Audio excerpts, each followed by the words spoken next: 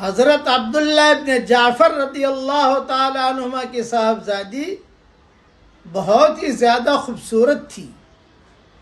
حجاج ابن یوسف سے مجبور ہو کر اس کا نکاح کرنا پڑا. جاتے ہوئے رونے لگی تو حضرت عبداللہ ابن جعفر نے کہا کہ بیٹی، جب حجاج تیرے پاس کمرے میں آئے 3 جملے پڑھ لینا. نمبر 1، لا الہ الا اللہ الحلیم الکریم.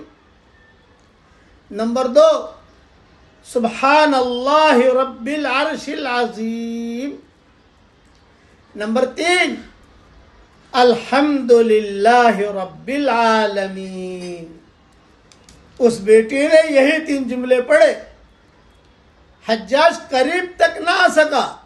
قریب جاتا تھا پھر گھبرا کر واپس آ جاتا تھا، قریب جاتا تھا گھبرا کر واپس آ جاتا تھا.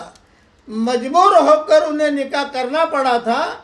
حجاج کو بھی مجبور ہو کر بیٹی کو طلاق دینی پڑی. کنواری گئی تھی، کنواری آ گئی.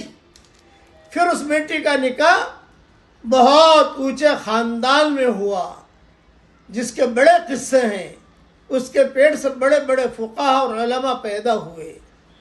تو کوئی بھی ظالم اگر پریشان کر رہا ہو یہ 3 جملے پڑھ لیجئے.